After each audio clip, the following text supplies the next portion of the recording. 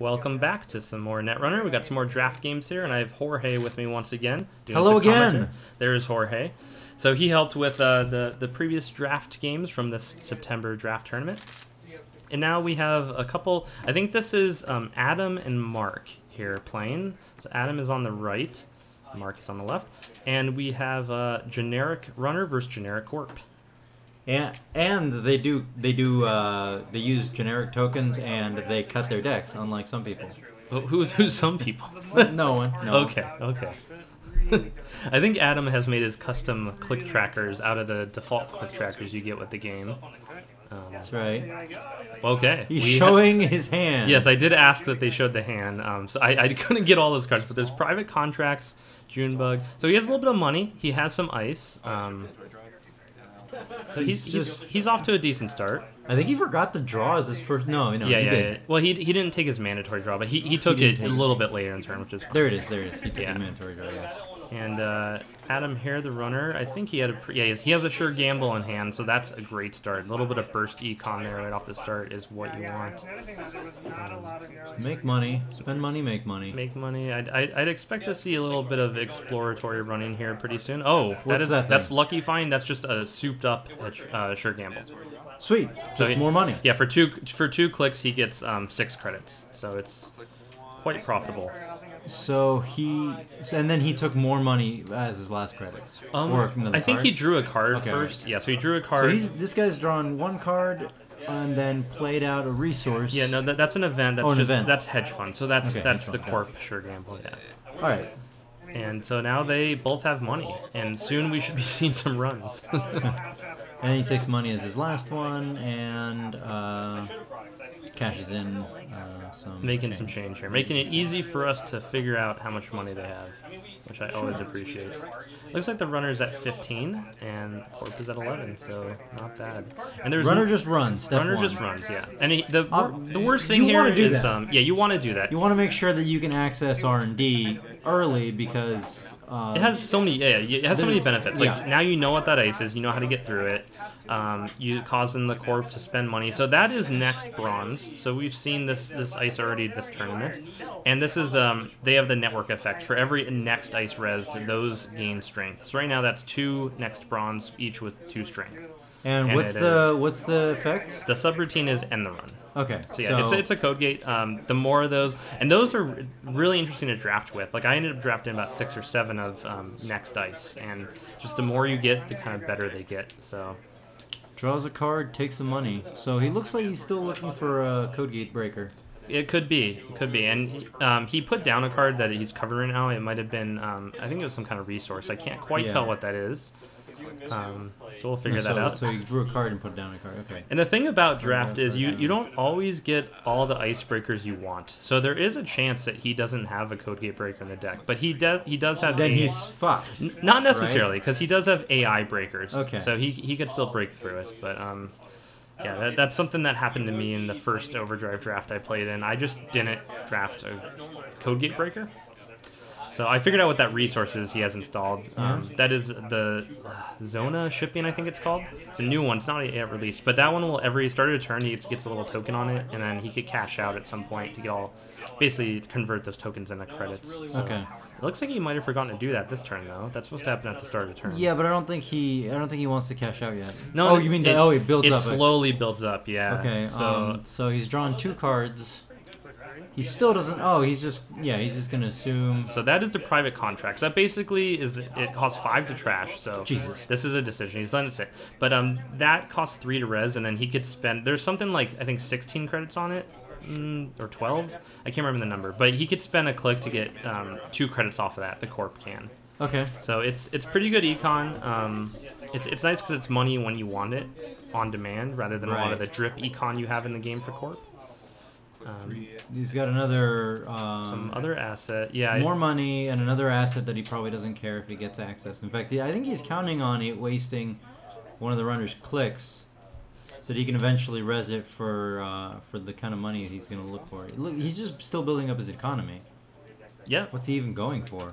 At this point, I think he has pretty secure. Like he sees the runner really drawn for something. Yeah. So he thinks his centrals are somewhat secure now. And so he's just kind of building out econ, just looking for the right kind of ice to score behind. That's my guess. And so that is Overmind. That is the AI breaker that you get. Everyone gets in the draft. So it's AI. You can break any subroutine. The way it's limited, it's forward install, so it's somewhat expensive, and it comes with these power counters on it. So the number of power counters it gets are based on the amount of memory you have available when you install it. So you have 4 memory by default. So now it has 3 counters on it because of its 1 memory. And then those counters are used to break subroutines. So they each can break 1 subroutine. And once it's out of counters, it's trash. It's not trash. It just sits there. Okay. You can trash it. Well, it's useless, basically. There are ways to kind of recharge it, basically, to scavenge it, other things like that. But yeah, generally, once it's out of tokens, you're kind of done. Okay, so Adam is remembering to put those tokens on the shipping there. What's this new resource? So below the shipping closest to us, that is Silencer. That's a hardware. It's a stealth credit. So basically, it's going to have 1 credit on there at the start of every turn, and he could use that on stealth killers or on killers in general. So his sentry breakers can use that credit. Okay, so Mr. Corp here hasn't been able to find the ice he needs to set up a. Yeah, and he's not resin any of these assets either. So clearly, he's trying to play some kind of weird shell game on there. Yeah, definitely. Shell game draft is weird because you really have no idea what you're playing against. Right. So with shell game Jinteki, you kind of have an idea. So he's tossed some crap into the garbage. Yeah, I'd say it's unlikely to be agendas at this point. It's probably more of these resources that he seems to have entirely too many of. That is interesting. So that is Psychic Field. This is a trap. So they're both secretly spending 2 credits, right? So the runner wants to match. The runner wants to match. Nope. So the runner spent 2. The corpse spent 0. It doesn't match. So what happens? The runner loses their hand. Wow. So it does 1 net damage per card in your hand.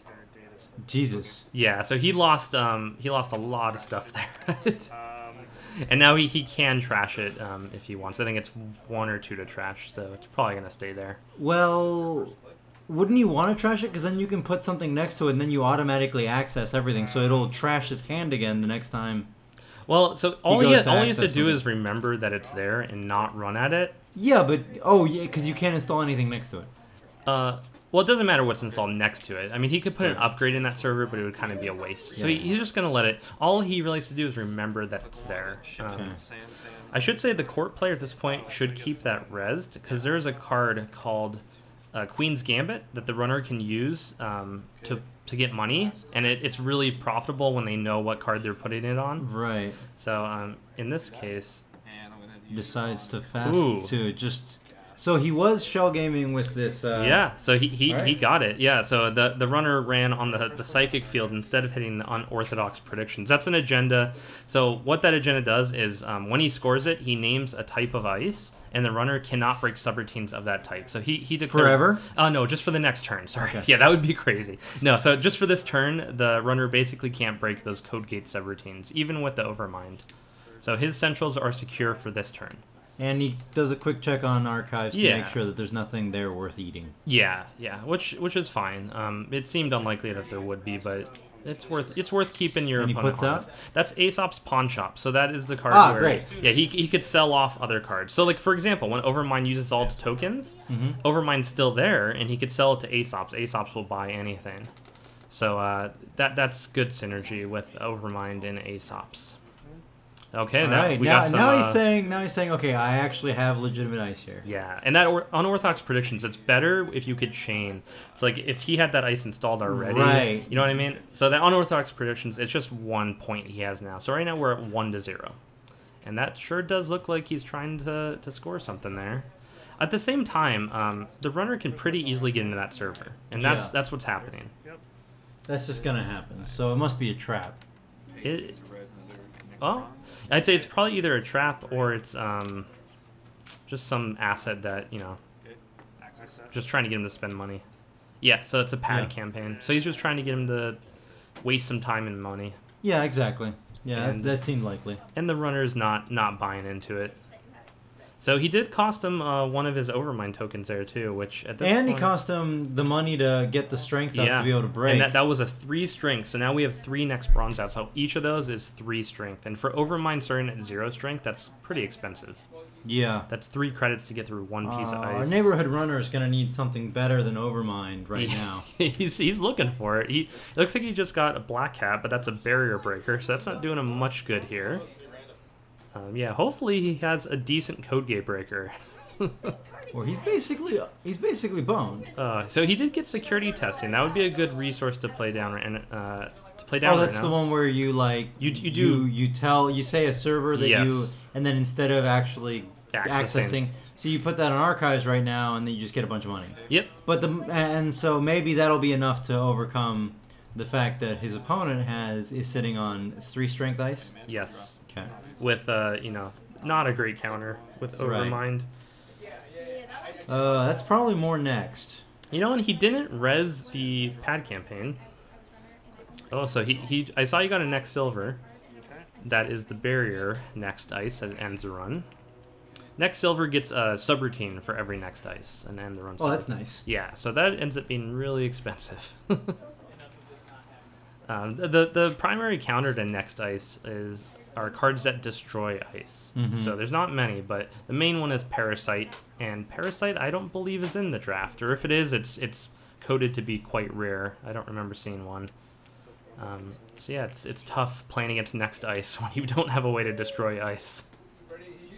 The runner takes his giant pile of credits sitting on his good credit call. generator. I missed that. That's co-commentary for the win.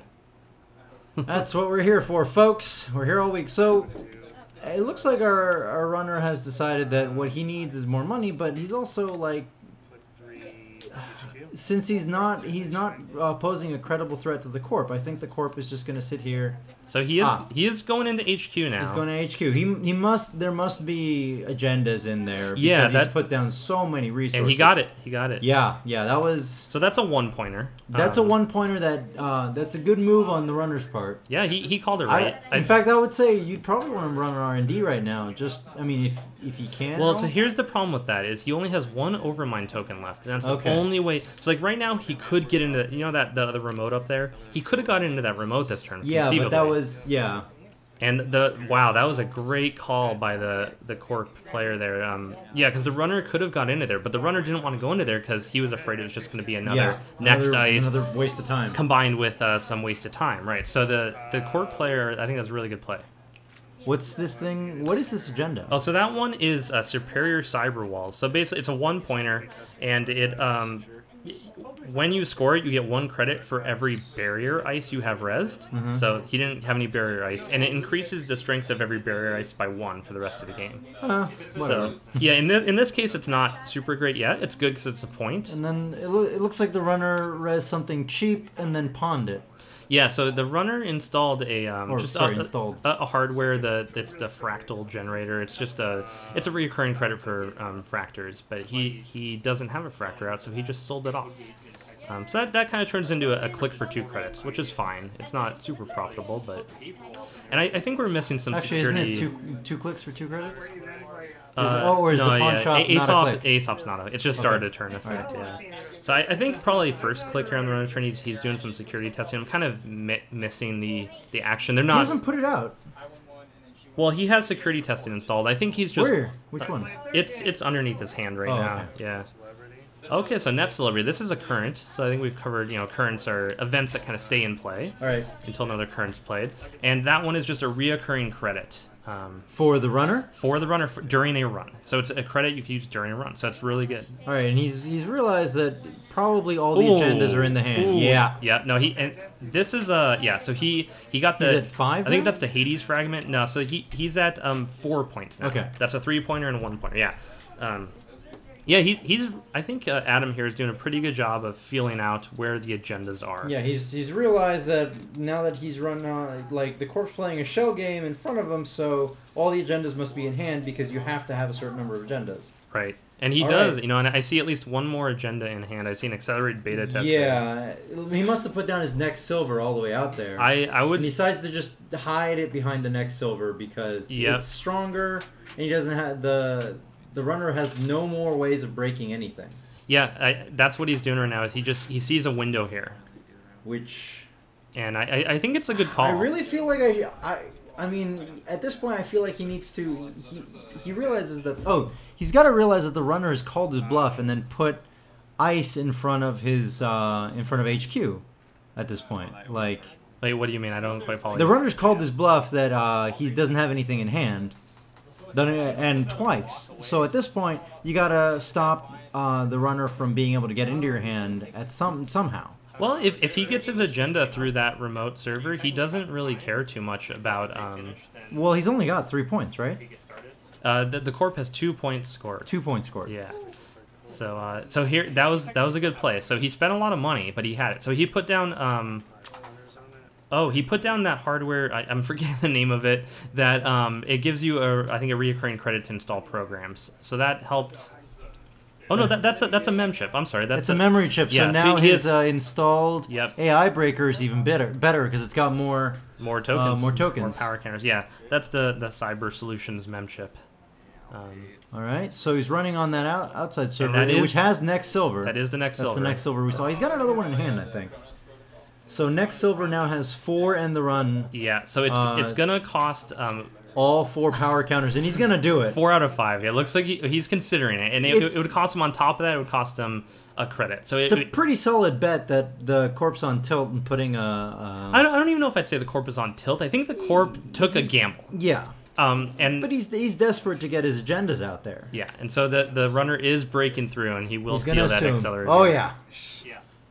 And so that is. Got him. Yep, that's the game. That's 6 points.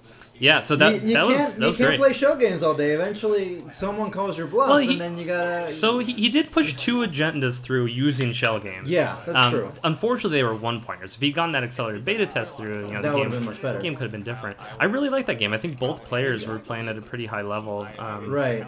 And yeah, the corp there, I think, just kind of took a gamble there at the end that the runner wouldn't have another overmind, and the runner did. And I feel like the runner made a good show of waiting and getting money until he could go out there and really sort of based on the number of things that he knew about the corpse installations, break right through and get the important stuff.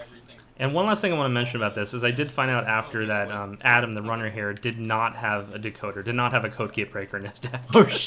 So he did not draft a code gate breaker, which sometimes happens. And so he played with those overminds right. He drew the overminds and used them at the right times. He didn't make that many runs. Yeah, he was very, very calm about it. Yeah, but he made the right runs and was ended up to win the game. So that is the game. Thanks for watching, and we will have more soon.